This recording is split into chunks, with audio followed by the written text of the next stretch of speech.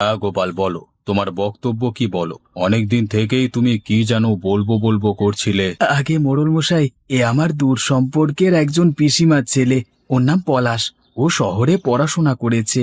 ও আপনার সঙ্গে অনেকদিন ধরেই দেখা করব করব করছিল আর কি। হ্যাঁ পলাশ, বলো তোমার কি বক্তব্য, কি বলতে চাও আমাকে। মোড়ল মশাই, প্রথমেই বলি, আমি স্পষ্ট কথা সোজাভাবে বলতে ভালোবাসি। আমিও স্পষ্ট কথা সোজাভাবে শুনতেই ভালোবাসি পলাশ। তুমি কাজের কথা এসো। আপনাদের গ্রামের একমাত্র খালটি নিয়ে আমার অভিযোগ আছে। এতদিন তো সেই খাল নিয়ে কেউ অভিযোগ করেনি, তা তোমার কি এত অভিযোগ? হ্যাঁ, আপনাদের গ্রামের খালটির গভীরতা পলি পড়ে পড়ে অনেকটা কমে গেছে। এখন সেটির গভীরতা যদি বৃদ্ধি না করা হয়, তাহলে অতিবৃষ্টি হলে গ্রামের অনেক সমস্যা দেখা দিতে পারে। কই আমার তো সেটা মনে হয়নি। তুমি এখানে একবার ঘুরতে এসেই আমাদের খালটা একবার দেখেই বলে দিলে কি করতে হবে আর কি করতে না হবে। হ্যাঁ হ্যাঁ, বলে দিলাম মোড়ল মশাই, কারণ আমার কাছে সেই শিক্ষাটা আছে যে আমি এই সমস্ত জিনিস দেখেই বলে দিতে পারি ভবিষ্যতে কি কি হতে পারে। না, শিক্ষিত তো আমার ছেলে জয়। ওর তো মনে হয়নি আজ পর্যন্ত। নাকি আমার ছেলেকে শিক্ষিত বলে মনে করো না, কি গোপাল?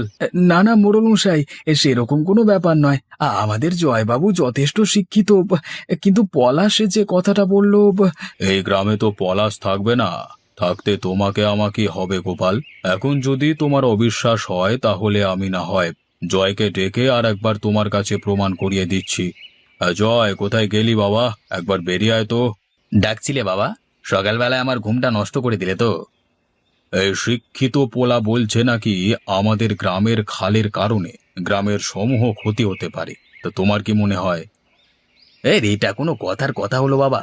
যদি কোনোদিন খালের কারণে এই গ্রামের বন্যা বা এই জাতীয় কোনো জিনিস ঘটে, তাহলে আমি নিজে জুতোর মালা পরে গোটা গ্রাম ঘুরবো। যত সব কোথা থেকে যে চলে আসে কে জানে। শুনলে তো গোপাল, জয় কি বলল। ভবিষ্যতে এরকম 2 টাকার শিক্ষিত লোকজনদের দয়া করে আমার কাছে এনো না, কেমন? হুম। না, এইভাবে তো বছরের পর বছর চলতে পারে না। সারাদিন ওই খালে ভোর রাত থেকে জাল ফেলে বসে থাকি, একটা মাছও তো এসে পৌঁছায় না। জানি না এরকম ভাবে কতদিন চলবে। কেন যে এরকম হচ্ছে জানি না বাবা। কি গো নগেনদা, মাছ কত করে দিচ্ছ আজকে? 180 টাকা প্রতি কেজি। দেখে নাও কোনটা নেবে। কিছু মনে করো না নগেনদা, আজকাল মাছের দামটা একটু বেশি রাখছো মনে হচ্ছে। আমাদের সাধারণের পক্ষে তো খুবই অসুবিধাজনক হয়ে যাচ্ছে। কি আর করব বলো ভাই, তুমি তো দেখতেই পাচ্ছ। আগে কত মাছ আনতাম, আর এখন কটা মাছ মাত্র আনি। আমাকেও তো কিছু মুনাফা কামাতে হবে নাকি? সে তো বুঝতেই পারছি, কিন্তু হঠাৎ করে এরকম অবনতি কেন বলো দেখি তোমার?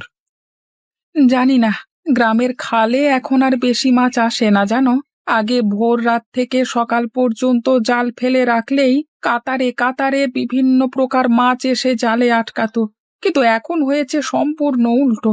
10-12টা মাছ যদিও পাই, বাজারে এসে বিক্রি করতে করতে দমটা বেরিয়ে যায়। সে তো যাবেই নগেনদা, মানুষের পকেটের পয়সার সঙ্গে তোমার মাছের দাম যদি না কুলোয় তাহলে মাছকে নেবে শুনি? সেটাই তো হলো সমস্যা দাদা। ভবিষ্যতে যে মাছ বিক্রি করে খেতে পারবো কিনা সেটাই আমার সন্দেহ হচ্ছে। এখন তোমাকে কতটা মাছ দেবো বলো? দাও দাও, সকালবেলা এলাম যখন, তোমার মন খারাপ করব না। 1 কেজি মতো দিয়ে দাও আমাকে। আমি বুঝতে পারছি না গোপাল কাকা, তোমাদের গ্রামের জমিদার এত অহংকারী কেন? আর ওর ছেলেটাকে দেখে তো মনে হলো একেবারে আহাম্মক। কি আর বলবো পলাশ বাবা, আমরাও উচিত কথা বলতে পারি না। ওই খাল নিয়ে যে আমরাও সমস্যায় ভুগছি, সে কথা মোড়ল মশাই দেখেও না দেখবার ভান করেন। আমি বুঝতে পারছি না মানুষের মধ্যে এত অহংকার আসে কোথা থেকে। আমি তো ওনাকে ভালো কথাই বলতে গেলাম, ওনার ব্যবহার দেখলে মনে হলো যেন ওনার মান সম্মান সব হরণ করতে গেছিলাম আমি। পলাশ বাবা, তুমি আর এই নিয়ে কিছু বলো না। মোড়ল মশাইয়ের মাথা গরম হয়ে গেলে উনি অন্য কিছু করে বসতে পারেন। উনি অনেক ক্ষমতাশালী ব্যক্তি। কাকিমা, প্রকৃতির থেকে বেশি ক্ষমতাবান বা ক্ষমতাশালী পৃথিবীতে কেউ আছে বলে আমার মনে হয় না। আমার মন বলছে ওই মোড়ল এবং তার ছেলে যতক্ষণ না এই গ্রামের মানুষদের অত্যন্ত বিপদসংকুল পরিস্থিতিতে ফেলবেন, ততক্ষণ ওদের টনক নড়বে না। ছেড়ে দাও বাবা, তুমি দুদিন বেড়াতে এসেছো এখানে, আমাদের সাথে ভালো মতো সময় কাটিয়ে আবার ঘরের ছেলে ঘরে ফিরে যাও ভালোভাবে। মোড়লের ছেলের সাথে লাগতে যেও না বাবা, ছেলেটা অত্যন্ত কুচুটে ছেলে। তা আমি দেখি বুঝেছি কাকিমা, কিন্তু তুমি ভাবো, ওই একটা খালই তো তোমাদের সম্বল। ওই খাল দিয়েই জলসেচ, জেলেরা ওই খালেতেই মাছ ধরে তাদের সংসার চালায়। এক বছর অতিবৃষ্টি হলে তখন বুঝবে ঠেলা। ওসব কথা ছাড়ো বাবা, এখন বলো আজকে কি খাবে? আজকে বাজার থেকে কিছুটা মাংস নিয়ে আসি, কেমন? না কাকা, আর মাংস খেয়ে লাভ নেই। যা হোক একটা তরকারি করো, আমি বিকেলেই বাড়ি চলে যাব ভাবছি। না না বাবা, সে কি করে হয়? মাত্রই তো কালকে তুমি এলে। আজকের মধ্যে তোমাকে কিভাবে বাড়ি যেতে দিতে পারি বাবা? তুমি আর দুদিন থাকো। না কাকা, আমার আর থাকতে খুব একটা ভালো লাগছে না। আমি বিকেল বেলাতেই বাড়ি রওনা দেব। প্রণাম নেবেন মোড়ল মশাই, প্রণাম নেবেন ছোট কর্তা। কি ব্যাপার, তুই হঠাৎ এখানে কি মনে করে? এটা কি ক্লাব ঘর হয়ে গেছে নাকি, যখন তখন যে খুশি এসে ঢুকে পড়ছে? আগে ছোট কর্তা, কিছু সমস্যার কথা নিয়ে আপনার কাছে এলাম। তাছাড়া তো এখানে আসবে বলে আমার মনে হয় না। শুধু হাত পাতা আর সমস্যা সমাধান করা। তোমরা সারা জীবন ন্যাকামি করেই চালিয়ে যাও, তাহলেই হবে। আগে কর্তা, আপনারা হলেন আমার প্রভু। আপনাকে সমস্যার কথা না জানালে কাকে জানাবো বলুন? বেশি কথা না বাড়িয়ে কি হয়েছে তা বলো। কর্তা, আমাদের গ্রামের একমাত্র খালটিতে আগের মতন তেমন মাছ আর আসে না। বোঝো, সেটাও কি আমাদের দোষ নাকি? আমাদের কি এবার যে মাছেদের পায়ে ধরতে হবে যে তোমরা খালে চলো? খ্যাপা নাকি এটা বাবা? আগে না কর্তা, আমি ওই খালে মাছ ধরেই এতদিন জীবিকা নির্বাহ করে আসছি, কিন্তু এখন ভবিষ্যতে যে কি হবে সেটাই বুঝতে পারছি না। আগের মতো খালে আর মাছ আসে না, ফলে খরিদ্দারকে অনেক চড়া দামে মাছ বেচতে হয়। খালে মাছ পাচ্ছ না তো নদীতে যাও। মাছ নদীতে গেলে অনেক মাছ পাবে, সেসব বিক্রি করো খরিদ্দারের কাছে। তাহলে তো আর বেশি দাম দিয়ে মাছ বেচতে হবে না। কথাটা আপনি ঠিকই বলেছেন মোড়ল মশাই, কিন্তু মাছ নদীতে মাছ ধরে বাজারে নিয়ে আসতে আসতেই মাছ পচে যাবে। আপনি সেদিকটা একটু ভেবে দেখুন। আমি সব দিকটাই ভেবে দেখছি নগেন। যেমন চলছে তোমার তেমনই চালাও। বেশি বড়লোক হবার চেষ্টা তো ভালো নয় বাপু। খাবার দেওয়া হয়ে গেছে, তোমরা এসো, খাবে এসো। বেশ, তুমি এখন এখান থেকে যাও, আর সব সময় এখানে নাকে কাঁদতে আসবে না, ঠিক আছে? চত্বর। হ্যাঁ গো, গ্রামের একমাত্র খাল নিয়ে গ্রামের মানুষেরা যে অনেক সমস্যায় পড়ছে। তোমরা যদি একবার সংস্কার করে দিতে তাহলে তো সব দিক থেকেই মঙ্গল হতো, তাই না? এই তুমি চুপ করো তো গিন্নি। পয়সা কি গাছে ফলে নাকি? বেটারা যত পায় তত খায়। এরকম করে চলতে চলতে ওদের অভ্যেস হয়ে যাবে। হ্যাঁ, আর ওরা যে সব সময় খাল নিয়ে সমস্যায় আছে বলছে, কই আমার তো কিছু মনে হচ্ছে না। এই সব ওদের চক্রান্ত, শুধু শুধু আমাদের পরিবারটাকে চিন্তায় ফেলবার জোগাড়। বুঝি না। বাবা জয়, তোমার কথাবার্তাগুলো কিন্তু দিন দিন খুবই তেরা তেরা হয়ে যাচ্ছে। মানুষকে মানুষ বলে গণ্য করো না তুমি। তোমার এই স্বভাবটা পরিবর্তন করা উচিত।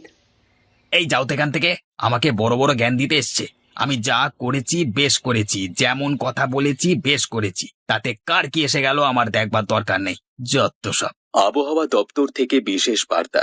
আজ থেকে জেলায় জেলায় ভীষণ নিম্নচাপ প্রবেশ করবার কারণে ভারী এবং অতি ভারী বৃষ্টিপাতের সম্ভাবনা করা হচ্ছে।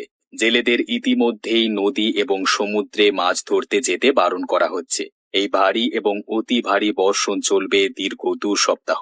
আবহাওয়া বিশেষজ্ঞরা জানাচ্ছে, এই বৃষ্টির কারণে চাষবাস, ক্ষেত জমি সহ ব্যবসা বাণিজ্যের সমূহ ক্ষতি হতে পারে। পরবর্তী সংবাদ খুব শীঘ্রই আপনাদের সামনে তুলে ধরা হবে। ধন্যবাদ।